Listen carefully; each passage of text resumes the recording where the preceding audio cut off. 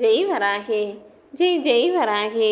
என் செல்ல குழந்தையே, அற்புதமாய் விடிந்திருக்கும் இந்த நல்ல நாளில் நீ எதிர்பார்த்த வெற்றி செய்தியோடு தான் இந்த வராகியம்மா உன்னை தேடி வந்துள்ளேன்.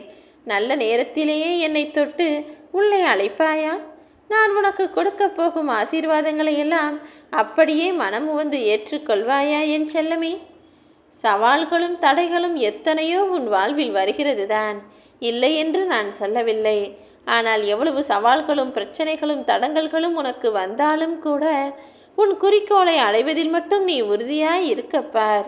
எது நடந்தாலும் எல்லாவற்றையும் சுலபமாய் எளிதாக எடுத்துக்கொள்ளக்கூடிய தன்மையும் எண்ணமும் உனக்குள் வந்துவிட்டால் எல்லா தடைகளையும் நீ அடித்து உடைத்து நொறுக்கி விடுவாய் என் செல்லமே. நீ நினைத்தால் உன் வாழ்க்கையை மிகவும் அழகானதாக மாற்ற முடியும் என பலமுறை நான் உனக்கு சொல்லியிருக்கிறேன் தானே. எந்த விஷயமாக இருந்தாலும் அதை செயல்படுத்துவதற்கு முன்பாக பலமுறை மனதிற்குள் சிந்தனை செய்து கொள். ஒருவர் போன வழியில் ஏற்கனவே ஒருவர் செய்த வழியிலேயே எல்லா விஷயங்களையும் செய்து கொண்டிருக்காமல் புதிதாய் சிந்தனை செய்து மாற்றங்களை உண்டாக்குவது தானே வெற்றிக்கான முதல் அறிகுறி. நீயும் அப்படிதான் உன் வாழ்வில் பல விஷயங்களை புதிதாய் முயற்சி செய்து செய்ய பழகு. இன்பம் மட்டுமல்ல, துன்பம் கூட கடவுள் தருகிற பரிசுதான் என நினைப்பதற்கு ஒரு பக்குவம் வர வேண்டும். நான் ஏன் கஷ்டத்தையும் கொடுக்கிறேன் என்பதை பலமுறை உனக்கு சொல்லியிருக்கிறேன். உன்னுடைய கர்ம வினையோ அல்லது உன் பாவங்களின் பரிசோ அல்லது உன்னை திருத்துவதற்காக உனக்கு கொடுக்கப்படுகிற தண்டனையோ அல்லது உன் வாழ்வில் உனக்கான சோதனையோ என ஏதாவது ஒரு காரணத்தோடு தானே நான் உன் வாழ்வில் சில பிரச்சனைகளை உண்டாக்குகிறேன். அதனால்தான் எல்லாவற்றையும் ஏற்றுக்கொள்ளக்கூடிய மனப்பக்குவத்தை உனக்குள் வளர்த்துக்கொள் என சொல்கிறேன். உன்னையே நீ அடக்க தெரிந்துவிட்டால், உன் மனதை உன் கட்டுப்பாட்டிற்குள் வைத்துக்கொள்ள தெரிந்துவிட்டால் மற்றவரை அடக்குவது உனக்கு சுலபமாக இருக்கும். அவர்களை தாண்டி நீ ஜெயிப்பதும் உனக்கு சுலபமானதாக மாறிவிடும் என் செல்லமே. மனதை வெல்பவனுக்கு மனம் சிறந்த நண்பனாக மாறிவிடும். அவ்வாறு செய்ய தவறுபவனுக்கு மனமே பெரும் விரோதியாகி அவனை தவறான வழியில் நடத்தியும் விடும். அதனால்தான் உன் மனமும் சரி நீயும் சரி ஒரே மாதிரி யோசிக்க வேண்டும், ஒரே மாதிரி செயல்களை செய்ய சிந்திக்க வேண்டும் என சொல்கிறேன். நல்லவர்களை பின்பற்றி நீ வாழ்ந்து வந்தாலே போதும் என் செல்லமே.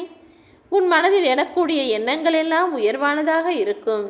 அதை விட்டுவிட்டு போட்டி பொறாமை எண்ணம் கொண்டவர்களிடமும் மற்றவர்களுக்கு கெடுதல் நினைக்கக்கூடிய சூழ்ச்சி சூதுவாது செய்பவர்களிடமும் நீ நட்பு வைத்து கொண்டால் அது உன் வாழ்க்கைக்கு சரி வராது.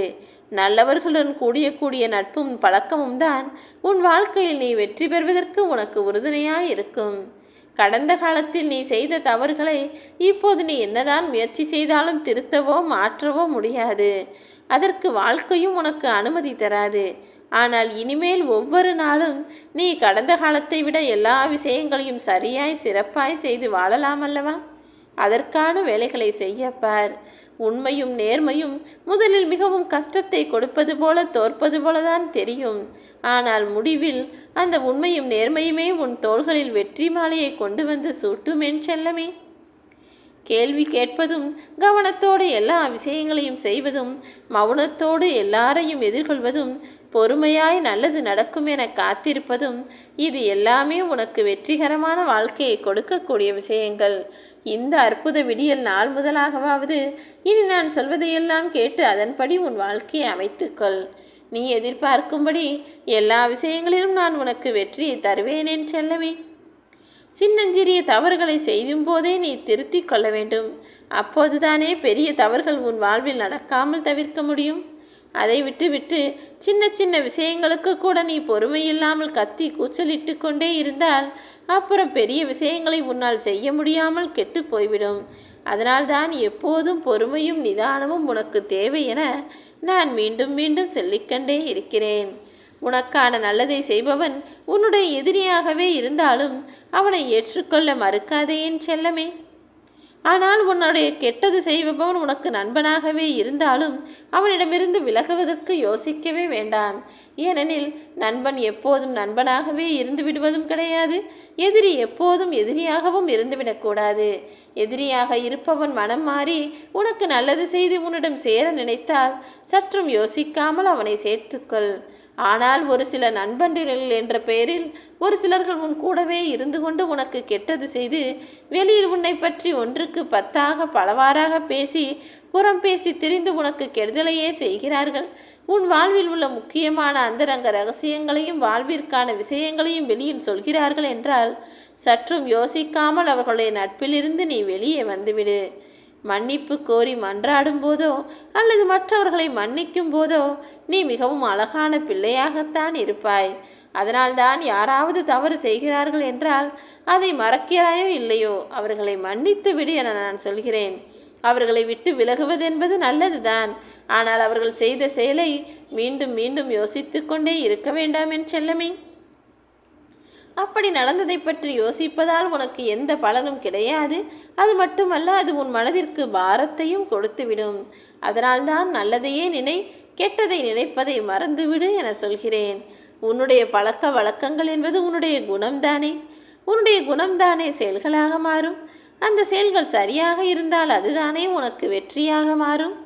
ஆக உன் வாழ்க்கையின் வெற்றி என்பது உன்னுடைய பழக்க வழக்கங்களில் இருந்துதான் ஆரம்பமாகிறது என்பதை புரிந்து கொண்டு எப்போதும் நல்ல பழக்க வழக்கங்களை பின்பற்றப்பார்.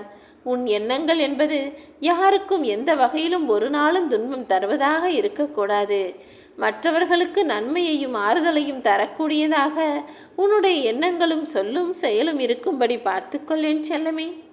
எந்த மனிதன் ஒருவன் தன்னுடைய கஷ்டத்தைப் போலதான் மற்றவர்களும் கஷ்டப்படுவார்கள், தன் வாழ்க்கையைப் போலதான் மற்றவர்கள் வாழ்விலும் இன்ப துன்பங்கள் வரும் என தன்னைப் போலவே மற்றவர்களும் நினைக்கிறானோ அவன்தான் ஆகச்சிறந்த மனிதன்.